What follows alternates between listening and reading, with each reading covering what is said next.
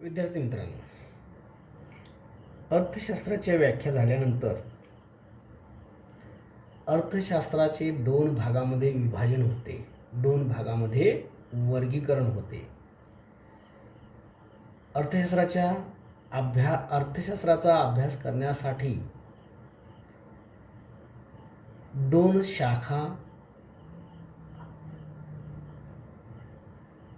मध्ये त्याची विभागणी केली गेली. सर्वप्रथम 1933 मध्ये रॅग्नर फ्रिश या अर्थतज्ञांनी संपूर्ण देशाचा अर्थव्यवस्थेचा जर अभ्यास करावयाचा झाला तर यासाठी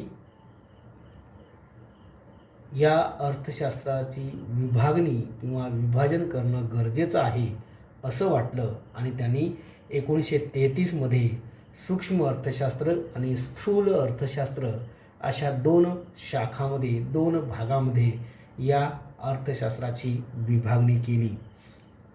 ज्या पहिल्या शाखेचं नाव आहे सूक्ष्म अर्थशास्त्र आणि दुसऱ्या शाखेचं नाव आहे स्थूल अर्थशास्त्र, ज्याला इंग्रजीमध्ये मायक्रो इकॉनॉमिक्स असं म्हटलं जातं आणि स्थूल अर्थशास्त्राला इंग्रजीमध्ये मॅक्रो इकॉनॉमिक्स असं म्हटलं जातं. या मायक्रो आणि या मॅक्रो या इंग्रजी शब्दाची मूळ उत्पत्ती ही ग्रीक भाषेतील मिक्रोज या शब्दापासून उत्पत्ती मायक्रो या शब्दाची झाली, ज्याला मराठीमध्ये सूक्ष्म असं म्हटलं जातं. तर ग्रीक भाषेतील मॅक्रोज या ग्रीक भाषेतील शब्दापासून मॅक्रो या इंग्रजी भाषेची उत्पत्ती झाली, ज्याला मराठीमध्ये स्थूल असं म्हटलं जातं. थोडक्यात सूक्ष्म म्हणजे अत्यंत लहानात लहान आणि स्थूल म्हणजे मोठ्यात मोठा. सांगायचा तात्पर्य असा की अर्थव्यवस्थेतील जे लहानात लहान घटक आहेत, अशा लहानात लहान घटकांचा अभ्यास करण्यासाठी सूक्ष्म अर्थशास्त्र ही शाखा उपयोगी पडते, ही शाखा महत्त्वपूर्ण ठरते किंवा या शाखेद्वारे अर्थव्यवस्थेतील लहानात लहान किंवा वैयक्तिक किंवा एखाद्या घटकांचा बारकाईने अभ्यास करून, सूक्ष्म पद्धतीने अभ्यास करून जे काही निष्कर्ष निघतील ते सर्व निष्कर्ष देशाच्या संपूर्ण अर्थव्यवस्थेतील इतर घटकांना उपयोगी पडू शकतात आणि यासाठी ही सूक्ष्म अर्थशास्त्र ही शाखा महत्त्वपूर्ण ठरू शकते. तर देशाच्या संपूर्ण अर्थव्यवस्थेचा अभ्यास, देशाच्या संपूर्ण अर्थव्यवस्थेतील जे मोठे घटक आहेत, जे महत्त्वपूर्ण घटक आहेत, अशा महत्त्वपूर्ण घटकांचा किंवा समग्र अर्थव्यवस्थेचा अभ्यास करण्यासाठी स्थूल अर्थशास्त्र ही शाखा उपयोगी पडू शकते. या उद्देशाने या दोन्ही शाखांची निर्मिती, दोन्ही शाखांची मांडणी सर्वप्रथम रॅग्नर फ्रिश या अर्थतज्ञाने 1933 मध्ये मांडली. ज्या दोन्ही शाखांचा अभ्यास आज आपण करणार आहोत. त्यामध्ये प्रथम आपण पहिल्या शाखेबद्दलच या ठिकाणी आपण अभ्यास करूया.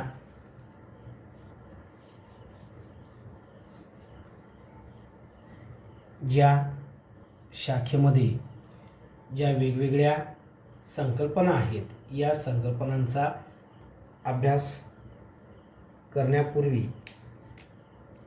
प्रथम सूक्ष्म अर्थशास्त्र म्हणजे काय आणि या सूक्ष्म अर्थशास्त्राची व्याख्या जी आहे ही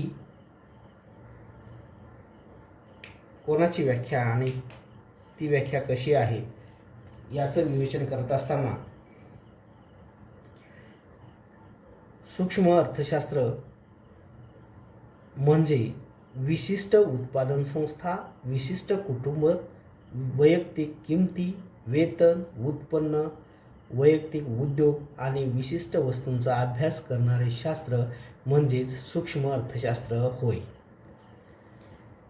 म्हणजेच थोडक्यात केनेथ बोल्डिंग या अर्थतज्ञाने या सूक्ष्म अर्थशास्त्राची व्याख्या करत असताना अर्थव्यवस्थेतील एखादी उद्योगसंस्था असेल किंवा ज्याला आपण कंपनी म्हणतो, एखादी विशिष्ट कुटुंब असेल, तर अशा एखाद्या कुटुंबाचा, एखाद्या उद्योगाचा अभ्यास करत असताना त्यांचे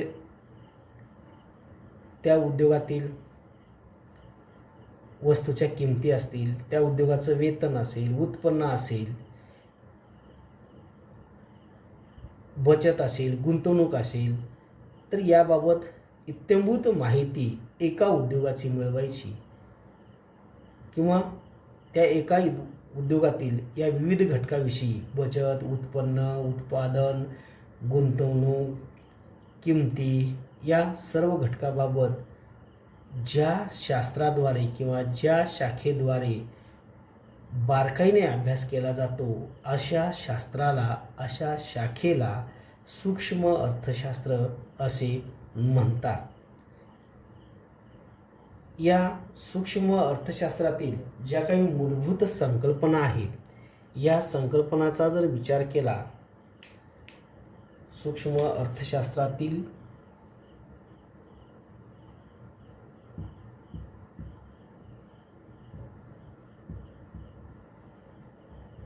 मूलभूत संकल्पना,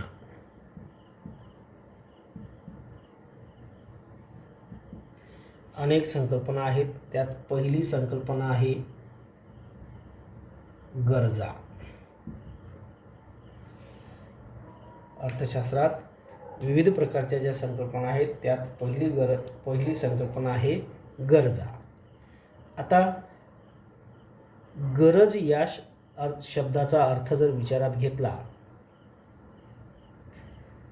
त्याचा साधा आणि सोपा अर्थ सांगता येत नाही, परंतु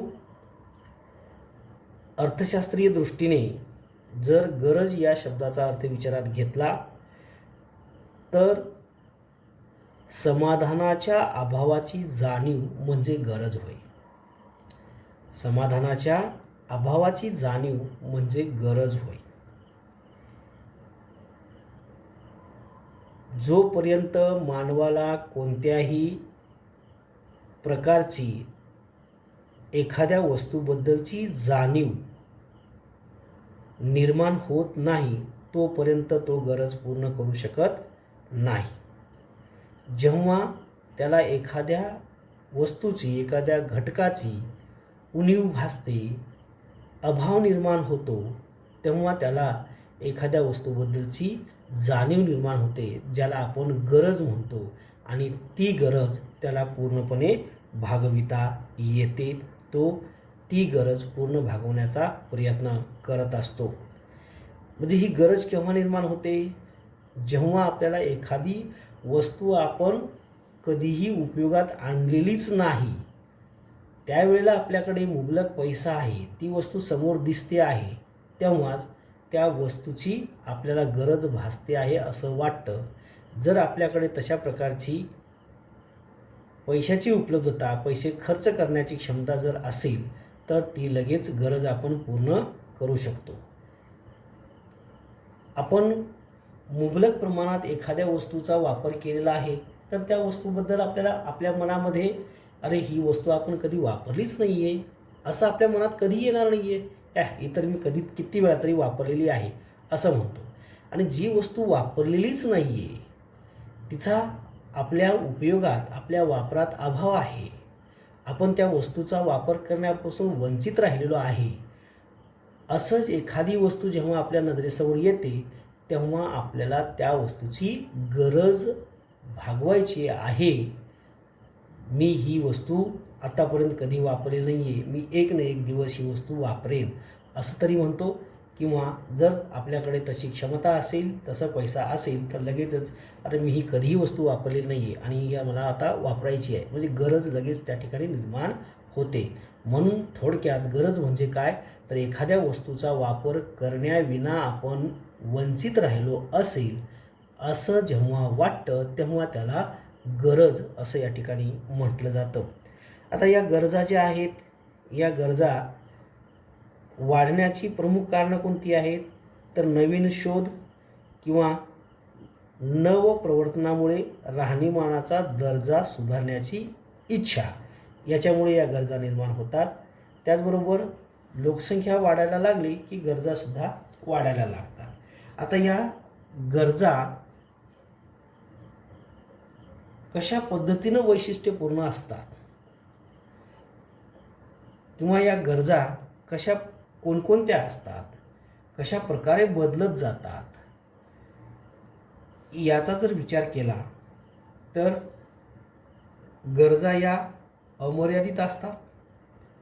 मानव असा प्राणी आहे, त्याला कितीही काही जरी मिळालं त्याला कमीच पडतं आणि म्हणून कधीही कोणत्याही प्रकारच्या गरजा, एक गरज भागली की लगेच दुसरी उभी होते, दुसरी भागवली की तिसरी लगेच समोर दिसून येते आणि म्हणून मानवाच्या गरजा या कधीही कमी नसतात किंवा कधीही पूर्ण होणाऱ्या नसतात.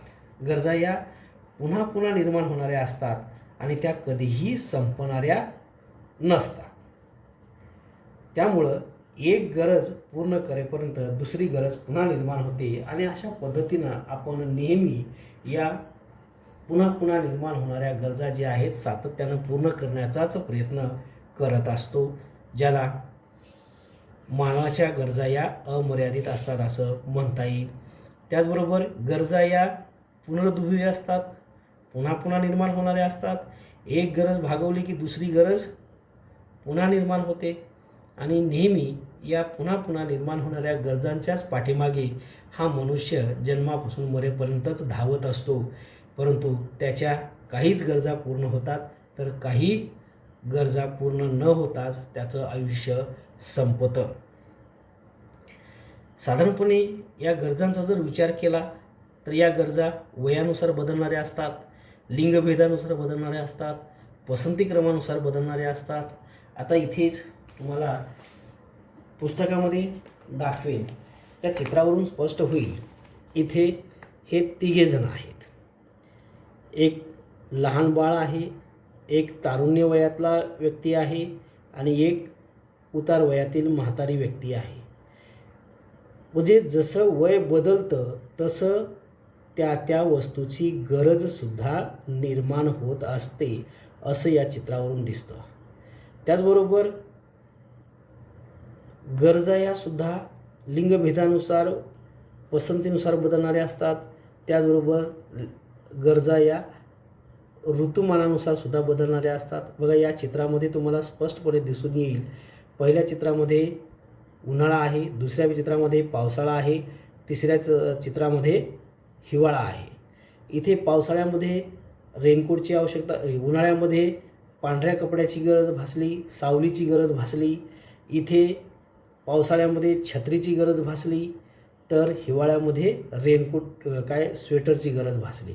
म्हणजे जसं ऋतू बदलत जाईल, जसा काळ बदलत जाईल तसं गरजासुद्धा मानवाच्या या बदलणाऱ्या असतात आणि म्हणून गरजा या लिंगभेदानुसार, पसंतीक्रमानुसार, वयानुसार, ऋतुमानानुसार या गरजा बदलणाऱ्या असतात. त्याचबरोबर गरजा या संस्कृतीनुसार सुद्धा बदलणाऱ्या असतात. त्यामध्ये मग आलं वेशभूषा आली, आहार आला, सणवार आले, हे संस्कृतीनुसार सुद्धा या गरजा बदलणाऱ्या असतात. दुसरी संकल्पना आहे वस्तू व सेवा. दुसरी संकल्पना आहे सूक्ष्म अर्थशास्त्रातली वस्तू व सेवा. ज्या ज्या आपल्या गरजा भागवण्यासाठी दैनंदिन कालावधीमध्ये आपण विविध वस्तूंचा वापर करतो, त्या सर्व प्रकारच्या वस्तू आणि ज्या सेवा आहेत ज्या आपल्याला इतर घटकाद्वारे मिळतात. दैनंदिन प्रत्यक्ष आपल्या गरजा भागवल्या जाणाऱ्या सर्व प्रकारच्या वस्तू, पायाच्या बोटापासून डोक्याच्या केसापर्यंत उपयोगात आणल्या जाणाऱ्या, वापरण्यात येणाऱ्या सर्व प्रकारच्या वस्तू, ज्याला आपण वस्तू असं म्हणतो. तर सेवा ज्या आहेत या सेवा ज्या आपल्याला इतर घटकाद्वारे मिळतात, ज्यामध्ये आरोग्य सेवा, शिक्षण सेवा, न्याय सेवा, संरक्षण सेवा, वाहतूक दळणवळण सेवा, व्यापार, त्याचबरोबर टपाल, माहिती तंत्रज्ञान, संदेशवहन, आकाशवाणी, केबल, या सगळ्या प्रकारच्या सेवा आपल्याला मिळत असतात आणि म्हणून वस्तू व सेवा असं या ठिकाणी आपल्याला म्हणता येईल. त्यानंतर तिसरी संकल्पना आहे उपयोगिता.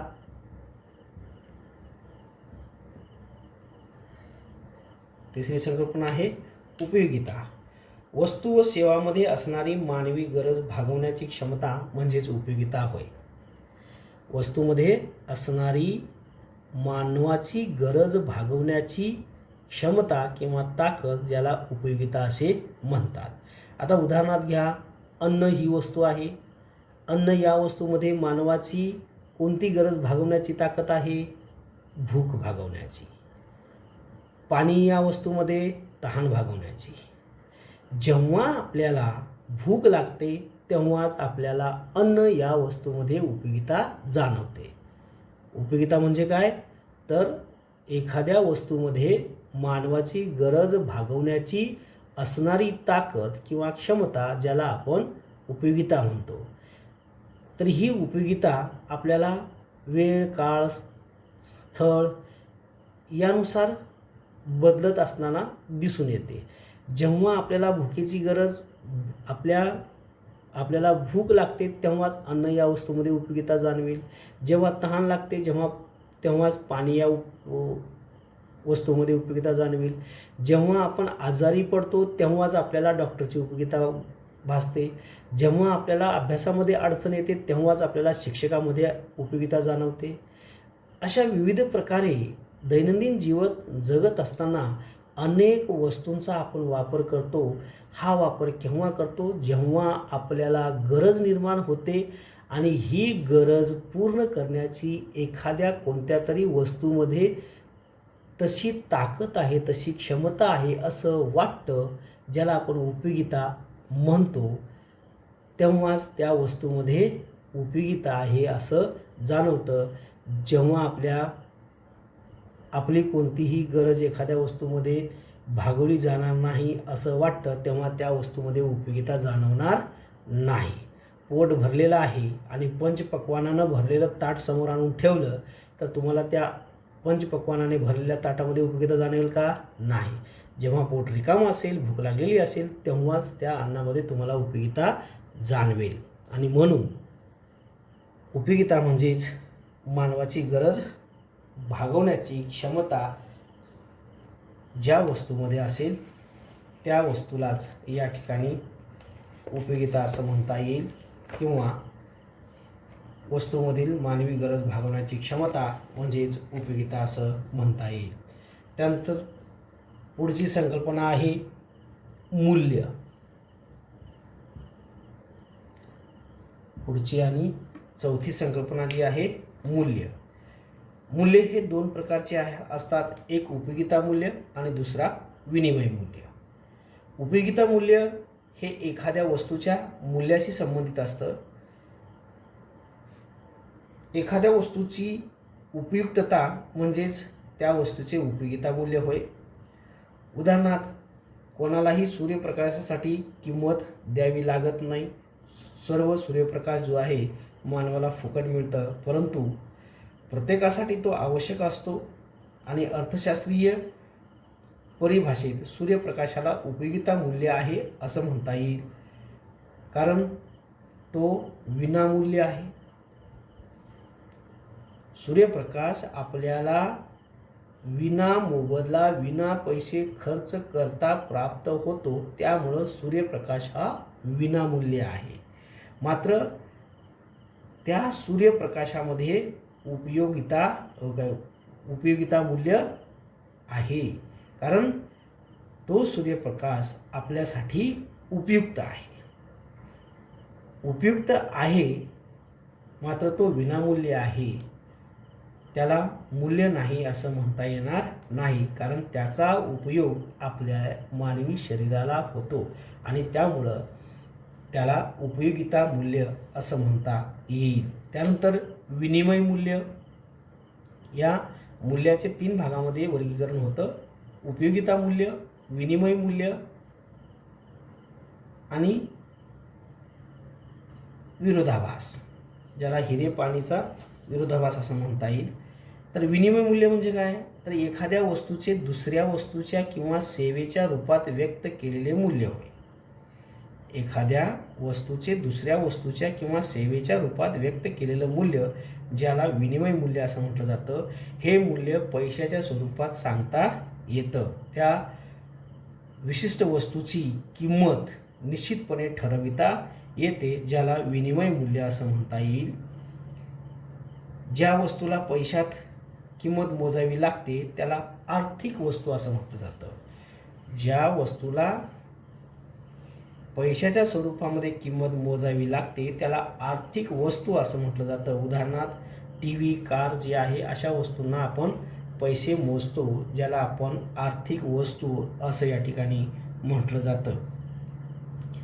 आता हिरे पाणी यांचा विरोधाभास जर विचारात घेतला तर काही वस्तूचे उपयोगिता मूल्य जास्त असते तर काही वस्तूंचे विनिमय मूल्य कमी असते.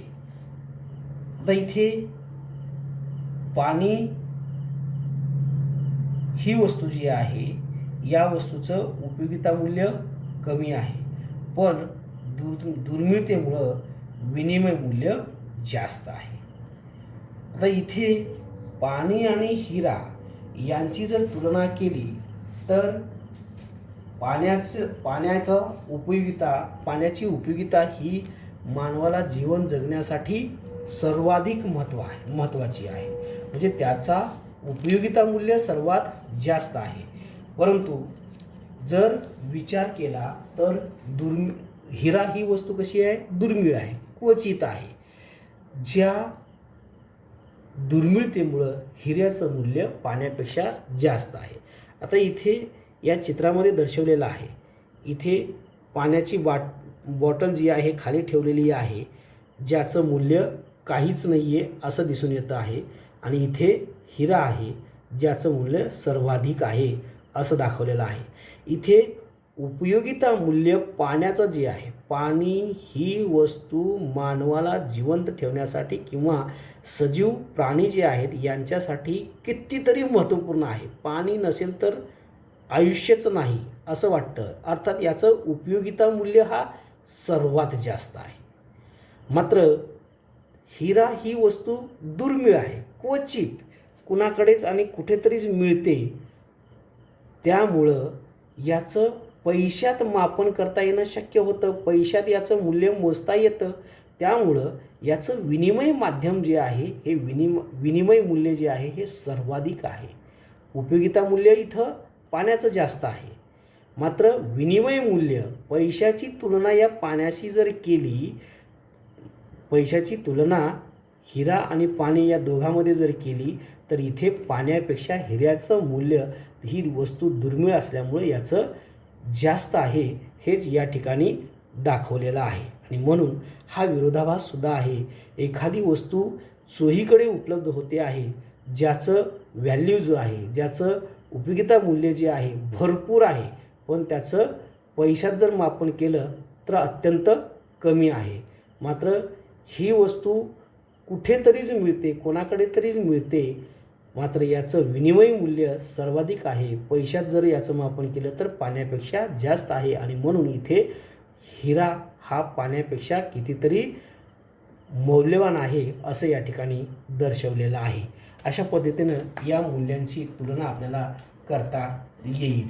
पुढील जी काही या सूक्ष्म अर्थशास्त्रातील अजूनही ज्या काही मूलभूत संकल्पना आहेत, या संकल्पना अभ्यासत असताना हा व्हिडिओ मोठा होत चाललेला आहे. आपण पुढील संकल्पना ज्या आहेत पुढच्या व्हिडिओमध्ये घेऊया.